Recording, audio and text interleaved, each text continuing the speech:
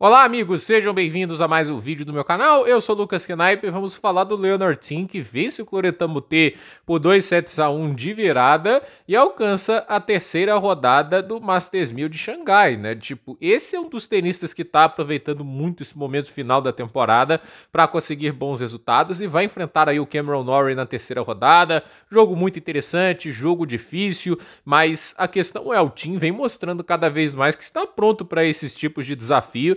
E olha, é mais uma daquelas atuações para você ver a resiliência desse jovem tenista americano, de um tenista que tem conseguido cada vez mais aproveitar essas oportunidades aí, de estar em grandes torneios, enfrentar alguns oponentes que teoricamente são mais acessíveis e conseguir bons resultados, né? Que assim, é um pouco bizarro, né? Que o time em certo momento do ano estava tendo mais facilidade de enfrentar os top 10 do que propriamente os outros nomes, né? Só que assim, foi um ano que pouco a pouco foi melhorando, e a gente vê um Leonard Tim melhor nesse momento atual do que ele estava no início da temporada. A gente vê a evolução. Eu acho que mais do que tudo que você quer ver no tenista é evolução. Olhar para ele e pensar, isso aqui ele faz melhor do que fazia antes, né? É o que eu ressalto, por exemplo, pro Taylor Fritz nesse momento da temporada. Essa capacidade dele de se defender e contra-atacar, ele tá fazendo melhor do que no ano passado e só por isso eu já olho e falo, isso é legal. O Deminauer, o saque dele e as definições de forehand estão melhor que a do ano passado, né? Ele não conseguia machucar nas trocas o Sinner ano passado e conseguiu em Pequim. Eu falei, isso é legal.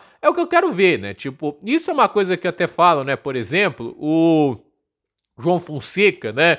Eu acho que assim, é um tenista com potencial extraordinário, etc. Mas eu queria ver um pouquinho mais de melhora, principalmente na tomada de decisão. Nem acho que a questão técnica, tipo assim, é o ponto principal, porque eu acho que ele é muito acima da média na questão técnica. Ele bate bem backhand, ele bate bem forehand, mas acho que a maior coisa que ele tem que evoluir nesse momento é o conceito estratégico de quando usar as ferramentas. Ele tem um backhand na paralela? Maravilha, mas tem momento para usar, não pode usar toda hora e não pode usar fora de hora, porque se você escolhe o momento errado, você acaba jogando na rede. Isso é uma coisa que pode acontecer, né? Tipo, quando você tá fora de tempo, você erra na rede ou erra talvez em direção e profundidade, né? Então, o Leonard Tim é um cara que, a meu ver, diferente do João, não é o conceito estratégico que ele tem que melhorar. Ele tem que evoluir o conceito mais técnico, né? Tipo assim, de conseguir gerar mais potência, de conseguir gerar mais velocidade nos golpes dele, mais letalidade, de conseguir não só ser um cara da defesa e do contra-ataque. Em alguns jogos, isso vai lhe render as vitórias, né? Não todos,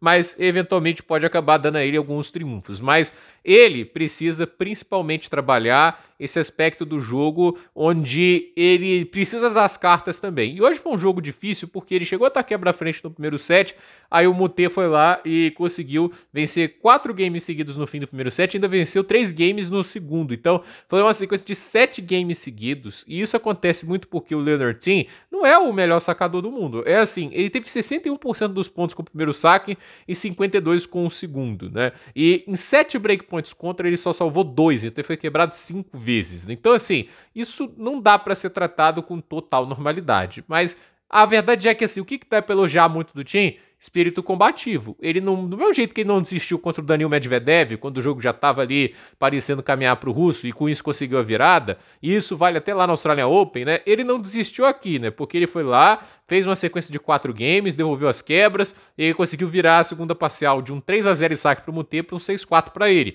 E ele começou a quebrar atrás no último set, conseguiu devolver a quebra e no final virou de novo, não? Que estava 2-0 para o Mute para 6-4 para ele. E assim, foi um jogo baseado na resiliência, de entender muitas variações que o Mute trazia para o jogo, porque elas são complicadas. O Coreta Mute é um cara que assim tem variação para curta, ele tem uma técnica de bater no fundo de quadra que é bem diferente, né? Tipo, golpes mais chapados, né?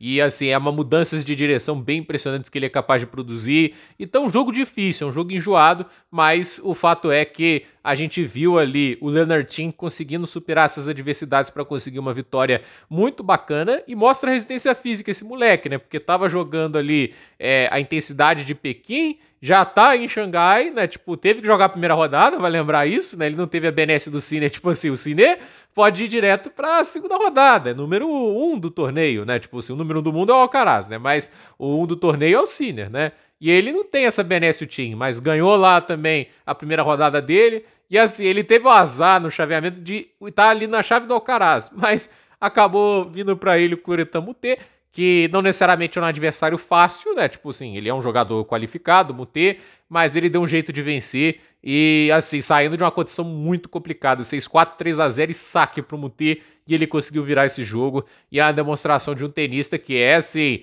muito combativo, e a mentalidade é uma das coisas que a gente mais exalta no tenista. Isso é uma coisa que o João também tem muito bem, e o Leonard Thiem também. E o Leonard Thiem vai cada vez mais se aproximando de ser um cabeça de chave, de ser um top 32 até o fim da temporada. E eu acho que, assim, esse fim de ano do Thiem realmente impressiona, né? Ele tem conseguido resultados melhores, ele tem conseguido ali um padrão de resultados cada vez mais, assim, sólido, mas a questão é, ele vai conseguir ser um top 32 até o fim da temporada, né? Deixa eu só checar aqui o ranking ao vivo, né? Porque eu acho que isso é interessante a gente colocar. E 32 do mundo do momento é o Brandon Nakashima. O Leonard Thiem, com essa vitória, ele vai a 36 do mundo, ele pode passar o Giovanni Memphis Perricá, né? E assim, ele tá com 1.316, então ele tá ali um pouco mais de 100 pontos atrás, sendo que ele duela diretamente contra o Cameron Norrie na próxima rodada, né? Então, assim, o Norrie que é o 33 do mundo, né? E que se vencer passa o Nakashima. Então, vamos ver. Se ele conseguir chegar, por exemplo, até as oitavas de final, ele já consegue se colocar numa posição muito interessante próximo do Nakashima. E assim, como ele defende quase nenhum ponto até o fim do ano, existe um caminho para o Leonard Thiem ser o top 32 até o fim deste ano, né? Tipo assim, lembrando que o Leonard Thiem não joga o torneio de ATP Finals, né? Ele não vai ter condições de classificar para Turim, mas assim, ele pode jogar depois de Paris-Marseille, né? Atenas, existe ali uns torneios que ele pode aproveitar para aproveitar o embalo e conseguir somar mais pontos e, obviamente, chegar à próxima temporada com um ranking melhor. Então, gente, por esse vídeo é isso. Dúvida nos comentários, deixe seu like, se inscreva no canal, compartilhe esse vídeo e até o próximo vídeo.